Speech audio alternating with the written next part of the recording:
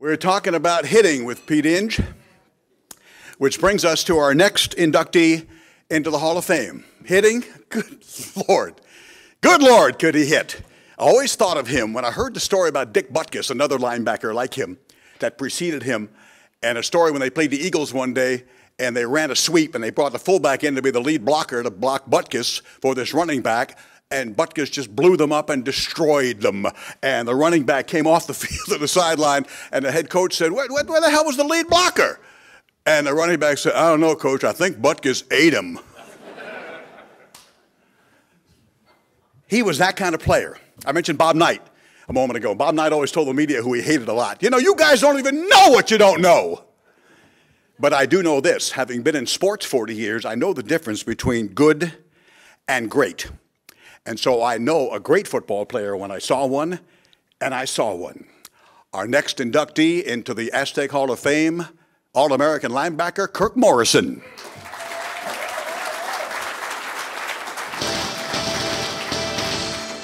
It was called the Dark Side Defense. Kirk Morrison played linebacker like he was from another galaxy. A two-time All-American and two-time Mountain West Defensive Player of the Year. Kirk is among the most decorated Aztecs of all time. He is one of only 13 two-time All-Americans and one of only 11 first-team All-Americans in SDSU history. As a senior in 2004, Morrison was a team captain, awarded the John Simcox Memorial Trophy for Team MVP, and a Butkus Award semifinalist.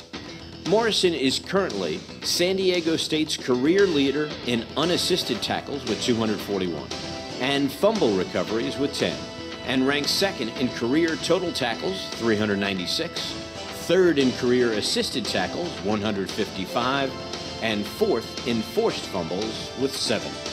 Drafted by the Oakland Raiders in the 3rd round, Morrison was a 5-year starter at linebacker and led the club in tackles during each of his 5 seasons with the team. Kirk Morrison, a member of the 2014 Aztec Hall of Fame.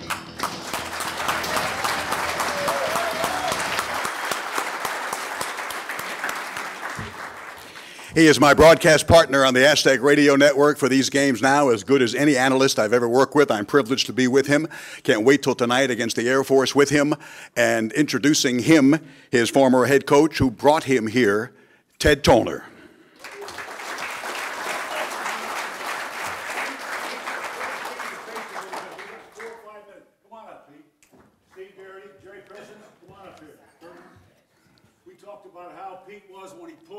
Sweet, nobody wanted a piece of him.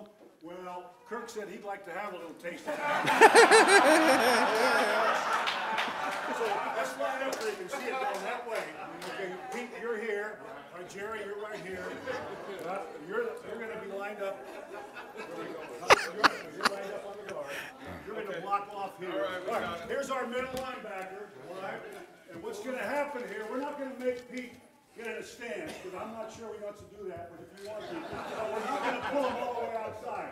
He's going to block off, and Pete's going to fold around, and when Kirk sees that, you got a violent collision coming. So, okay, we'll go on my snap count. Okay. Say, hut! Boom! Boom!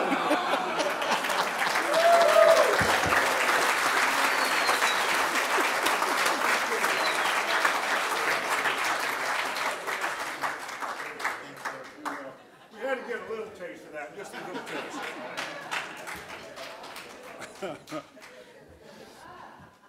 You know, congrats to all the recipients, because I don't think there's anything really more pleasurable for a guy to spend his time coaching than to see young people come through and get honored and see how their lives go. But you know, equally so, all the people that are here that are players that were part of Kirk's or part of Pete's teams, that's pretty special too. Where are they? How are their lives gone? And really, when you get through coaching, there's always going to be wins and losses. But I think more importantly than anything is following these people and seeing how their life is going and what they've done to contribute. And it's really an honor for me to be up here and be part of this program today. Now, Claude and I were talking earlier, and Claude, Pete, 35 years ago, 35 years ago is when Pete was here, and it just seems like yesterday. It really does. I mean, I can't believe that how the time has gone by. But my talk is for Kirk, and I'm honored. I'm honored. Kirk was part of our first real recruiting group out of the Oakland Bay area, the East Bay.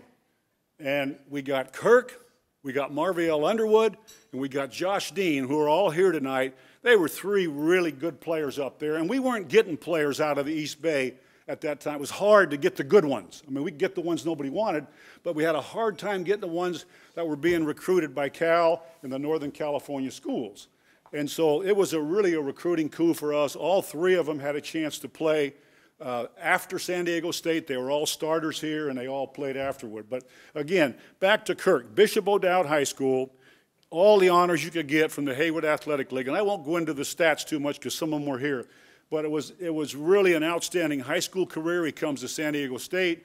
He starts as a freshman, plays 4 years, 2-year All-American. You heard all those stats. But the stat that impresses me the most about Kirk at that stage of his career was the kind of guy he was, the way he was raised by Mom Doris and the family. I mean, he was quality in every aspect, not just a football player who's a hell of a hitter, but he could do it all. I mean, he could do it all. He was a team leader. He did his responsibility in the classroom. When there was problems in the locker room, he could take care of them. And one of those guys that as a coach, you couldn't get enough of him. You couldn't get enough of that type of guy. And that really comes back to character. How are you raised, and what is your character? And if you have quality character guys on your team, you feel very fortunate as a coach.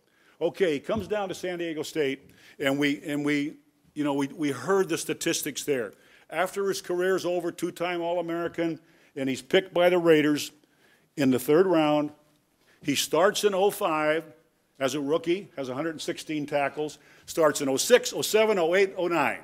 5-year period, leads the team in tackles, is in the top 5 tacklers in the entire NFL. And so with that stage set, I'm on the Raider staff now. 2009, I'd been through that season. Kirk and I were there. I was on the offensive side of the ball.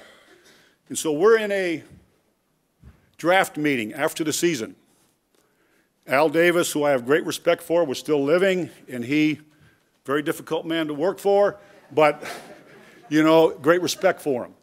We're in a meeting, and the defensive guys are up. And we're talking about, and he made all the coaches come in, whether we were talking about defensive prospects or offense. And here's Kirk, one of the top 5 tacklers in the NFL for the last 5 years. And Al says, I think we need to spend our 1st-round pick on a middle linebacker. That's what Kirk was playing. And he went on into much more detail on that, and I won't get into all that. But then he says, anybody have anything to say about that? And normally, you don't ever question Al. I mean, that wasn't a good policy. Nobody said anything, and I'm on the offensive side of the ball, but I had a bias, obviously, and I couldn't help myself. So I said, Al, why do we need to spend our 1st-round pick on a linebacker when we got a guy that's one of the top 5 tacklers in the NFL for the last 5 years? He didn't acknowledge me. Anybody else got anything to say? Nobody else said anything. And then he looks at me and says, Ted, you do know that I own this team, and I'm going to draft a middle linebacker in the 1st pick. And that's what he did. So I had a hard time dealing with that. Anyway, after that was Kirk's career till then. So then he gets traded to Jacksonville because we drafted a linebacker. But I thought the story, that I can still picture that meeting in there because I couldn't understand why a guy that had been that successful for 5 years, why we had to replace him. But anyway, Kirk knows that whole story, and we go on from there. So his career, he had a great career at Oakland. We got the numbers. He's done playing after Jacksonville and Buffalo, and I think now and Ted, I think I agree. Just listening, you know much more about that business, but his future is so bright, in the broadcasting arena. I mean, right now, Ted's one of his mentors, and if you can get a word in with Ted Leitner, you got to be pretty good. I mean, don't you? I mean, you got to be pretty good now. You got to be tough and you got to be ornery to you got to get your turn in there once in a while because. But Ted is great for him. But not only doing the Aztecs color analyst here on 1090, but being with Fox Radio and Fox Sports 1, and he's on a rotating basis on NFL Fox with Dick Stockton's crew. And his career it's a new career now. And that's what's so exciting as you watch a guy go through from high school to college to NFL. And at some point, NFL ends for everybody. And how fast and rapidly he's moved into the next phase of his life. And please welcome and let's honor Kirk Morrison.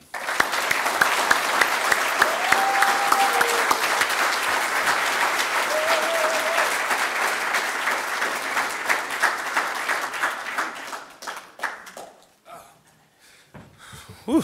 Thanks, Coach. Appreciate it. Wow, this is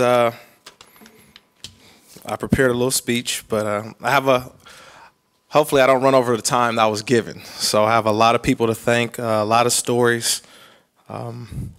This is so much for me, I think, because I never expected any of this. Wasn't the reason why I came to San Diego State or why I played football. This was nothing at all. But I'll say to start off, though, Coach Toner, I'll tell you one thing, that when I was a freshman, I was in a meeting where we're all in a team meeting. And I remember one guy, his name was Rodney Allen, and he came late to a meeting, a team meeting. We're all in a room sort of like this, and the whole team is there. And he walks in late. And I remember Coach Toner making him stand up right next to him the entire meeting. And he didn't really yell at him, but he let him know that that's unacceptable, because you not only let yourself down, but you let every one of these guys in this room down. And so for him to have to stand up and watch everybody the whole entire meeting, trust me, after I left that day, I pushed all my clocks back 5 minutes. I pushed them 5 minutes forward, I'm sorry, so that I would never be late to a meeting, because I never wanted to stand up like Rodney Allen. So I just want to thank you for that, Coach. But that was the type of discipline that I learned early on from you, Coach, bringing me here. So I'm very grateful for that. I think just starting off was my recruiting process, coming here to San Diego State. From Oakland, California, you mentioned I went to Bishop O'Dowd High School, and, I just love playing football. I really did. It was something that I just, I'm always watching on television. I was always playing in the backyard. I was always at the park and playing Pop Warner. Got to high school, and I just had fun playing. It was something that I got a chance to do with my friends, my buddies. And, one day my high school coach, Paul Perry, who isn't here, but he told me, he said, you have a career probably in playing this in college if you, get your act together. I said, what you mean act together? He said, because you're over there playing baseball right now. And I don't know why you playing baseball. I'm like, Coach, I want to play a little baseball. I think I can do that. But if you looked at my batting average, you probably know I would never have played baseball. No offense, Steven, I couldn't hit anything you threw up there. So, but, the process was, we got a phone call from Coach Wayne Dickens. He was the wide receivers coach at the time at San Diego State. And he said, hey, Kirk, we really want you to come down for a visit. And I said, oh, okay. So now I'm saying I got San Diego State. We had a couple other offers from different schools. And I said, okay, I'll take a recruiting trip. And luckily I had a couple other guys who were friends of mine, Josh Dean and Marvell Underwood, who are both here today. And, we took this trip to San Diego. And I remember landing in San Diego, and we get to campus here. And I remember Coach Dickens told me, he said, how was the flight in?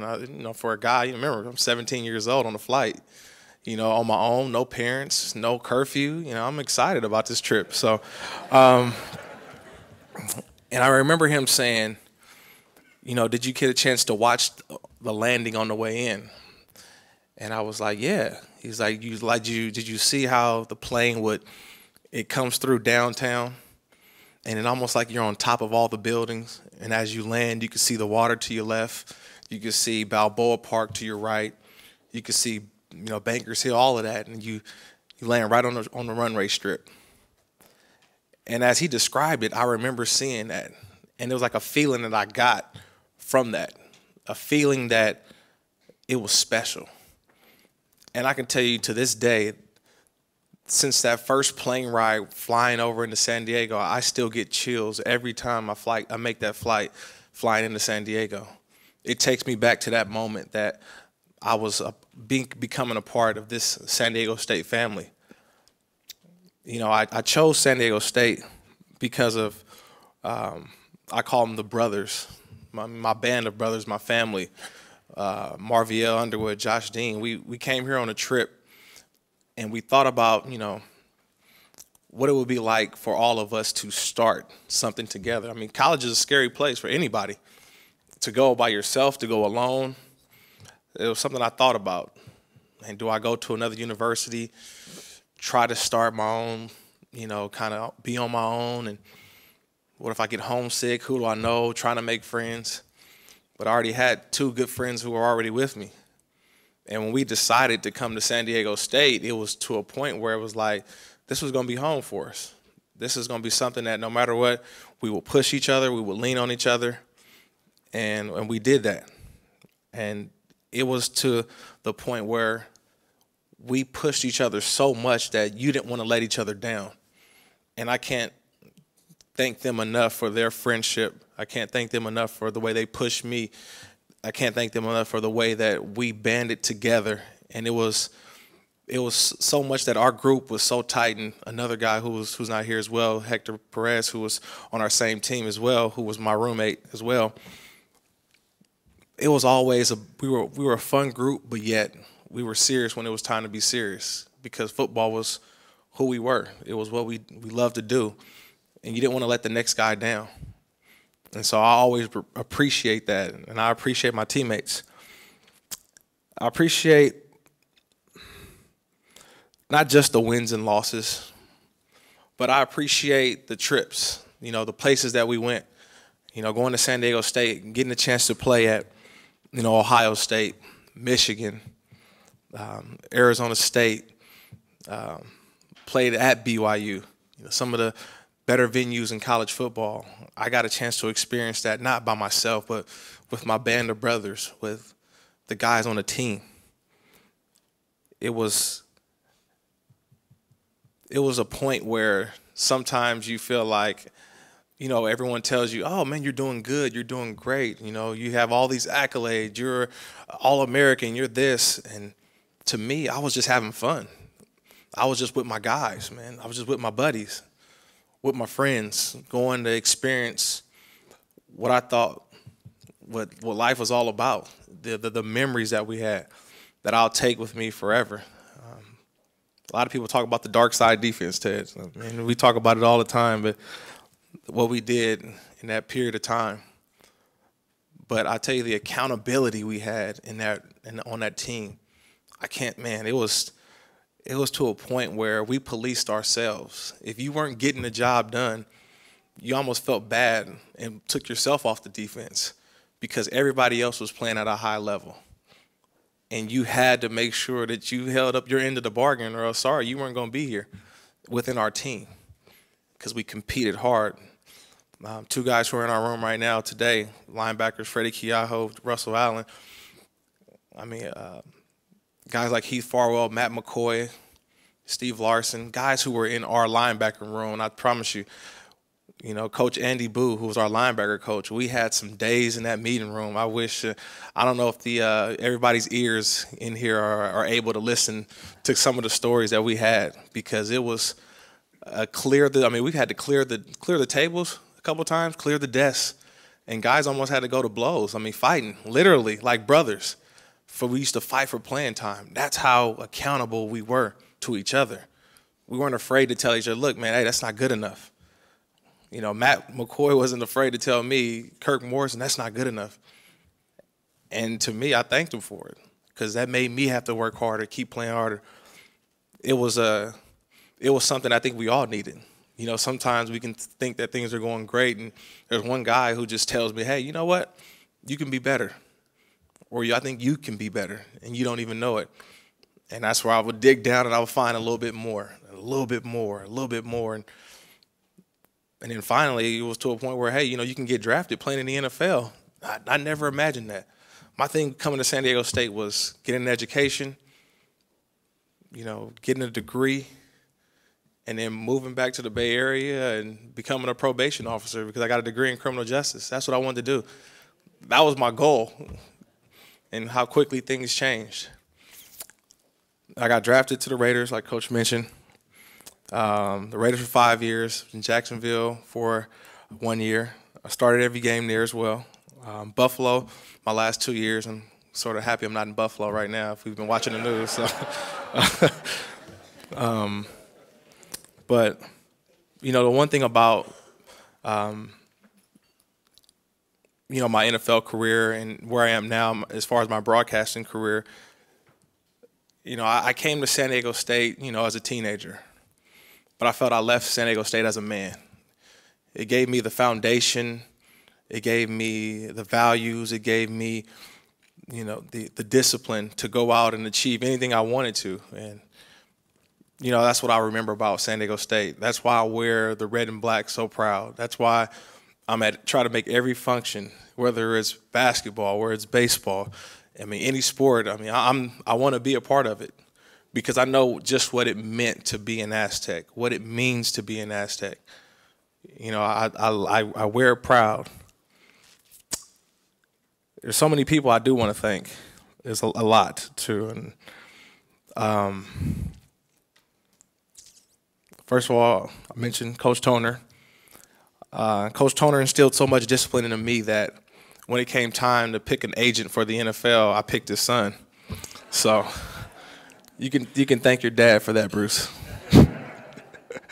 But that whole entire family, the Toner family, what they meant, I can still go back to my recruiting visit when Coach Toner came over and my mom had the little sandwiches, the little small sandwiches we had. And to sit across from, to me, such a coaching legend, the places that you've coached and the players that you've coached. To have you sitting in my living room still gives me chills that day because I was like, I didn't think I was that good of a football player, but here I am, I have this head coach in my room telling me, hey, you're going to turn this university around, and I believed him. So thank you, Coach. I want to thank my brother Kelvin, who's here today. He's a quick story about that is when I actually signed my letter of intent to San Diego State, I was in high school. I was in a little gym, we were in a conference room, and I thanked everybody there. And I was so excited. I'm happy. And I remember when I got done, my mom was like, "You know who you forgot to thank?" I was like, "No, I thanked you. I thanked Dad. I thanked everybody. I thought I thanked everybody, Grant. What about your brother?" I was like, "Oh man." So you know what? I'll start this off by thanking you, my brother Kelvin. I appreciate it.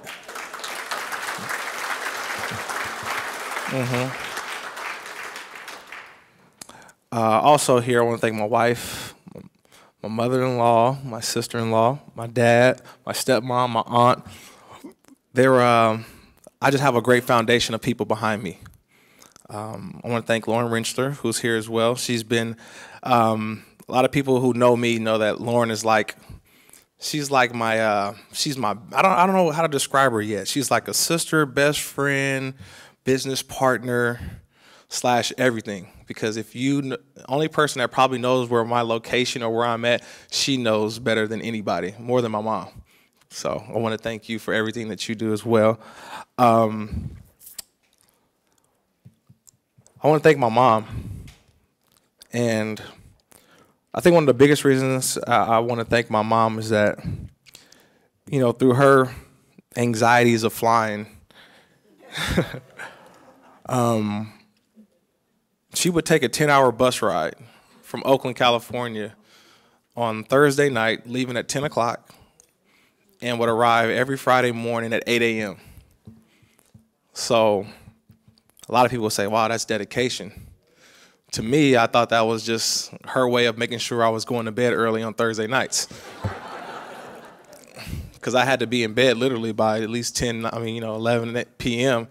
because she was going to be there at 8 a.m., bright-eyed, ready to go. And if I wasn't there at 8 o'clock, boy, she was going to blow my phone up. So I thank you, Mom, for your dedication, making sure and always been there. And even she took the train all the way down here again. So just to let you know that things have not changed regardless. She still gets the anxieties. But, the coaches I've had, Andy Boo, my linebacker coach, Charlie Kemp, Ken Delgado, Tom Kallmeyer. I want to thank Dr. Stephen Weber as well as the former San Diego State president, who I was so involved in not just athletics here at San Diego State. I was involved in student council. I was involved in student athlete committees. I was in a fraternity. A lot of people don't know that. I made sure that when I came to San Diego State, I made sure I did everything. And if you asked me to do something, I did it. With Ted, I called my first game when I was in college. Remember that? I called my first game. I was a broadcast analyst in college. I knew what I wanted to be later on. And San Diego State gave me that foundation for that. Dr. Elliot Hirschman, the whole San Diego State athletic department, Steve Schnall, Mooseberger, Jim Sturk as well, everybody. Because there's so many people who when I come here, it's just a refreshing face to see that we're all Aztecs. We're all family. And that's what we all share. We share that red and black.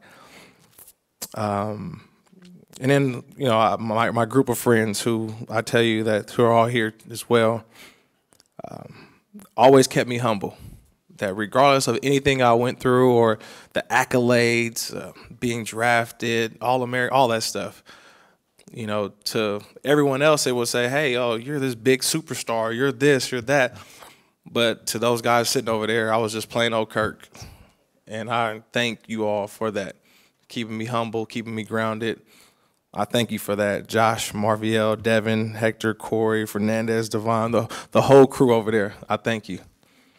The last thing I want to say, too, one of the guys who I always looked up to while being here, and especially before I got here, a lot of people always say, oh, yeah, San Diego State, I remember that. That's the school that Marshall Faulk went to.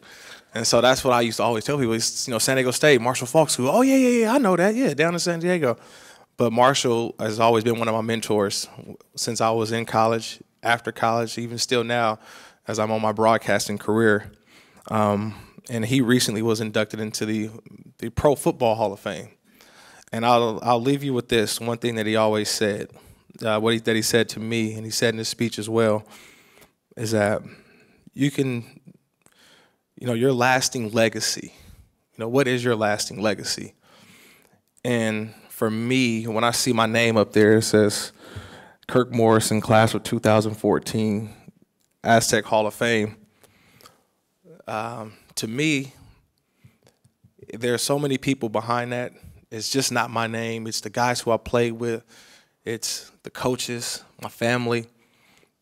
But for me, I think deep down inside, I know that what I did on that football field, my legacy will live on forever in the Aztec Hall of Fame. Thank you.